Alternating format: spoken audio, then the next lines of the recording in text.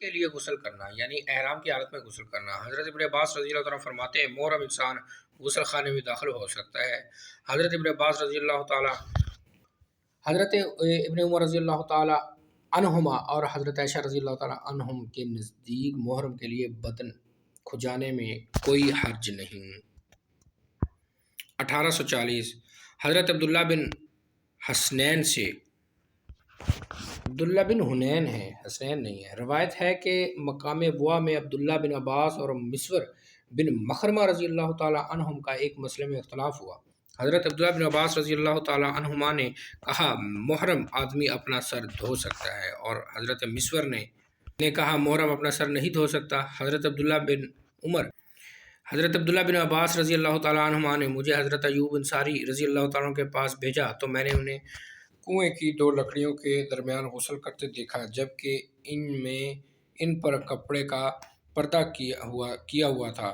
میں نے انہیں سلام کیا اور انہوں نے کہا یہ کون ہے؟ میں نے عرض کیا کہ عبداللہ بن حنین ہوں، مجھے حضرت ابن عباس نے بھیجا ہے آپ کے پاس آپ سے ایک مسئلے کی تحقیق کروں، وہ یہ کہ رسول اللہ صلی اللہ علیہ وسلم بحالت احرام اپنے سر مبارک کیسے دھویا کرتے تھے؟ حضرت ابو ایوب نے کہا اپنا ہاتھ سر پر رکھا اور اسے نیچے کیا یہاں تک کہ میرے سامنے ان کا سر ظاہر ہوا، پھر انہوں نے کسی شخص سے کہا کہ وہ ان پر پانی ڈالے۔ اس نے ان کے سر پر پانی ڈالا تو انہوں نے اپنے سر کو دونوں ہاتھوں سے ہلایا، اپنے ہاتھوں کو آگے لائے اور پیچھے لے کر گئے، فرمایا کہ میں نے رسول اللہ صلی اللہ علیہ وسلم کو ایسے کرتے دیکھا ہے۔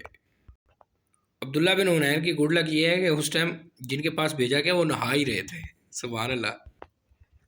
1841 حضرت عبداللہ بن عباس رضی اللہ تعالیٰ عنہما سے روایت ہے، انہوں نے کہا نبی صلی اللہ علیہ وسلم کو عرفات میں خطبہ دیتے ہوئے سنا، آپ نے محرم کے لیے فرمایا جس کے پاس جوتا نہ ہو وہ موزے پہن لے، اور جس کے پاس تہمد نہ ہو وہ شلوار پہن لے۔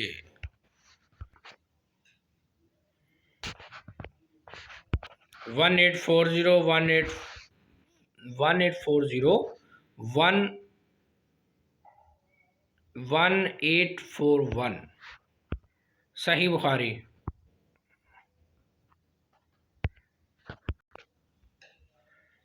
1841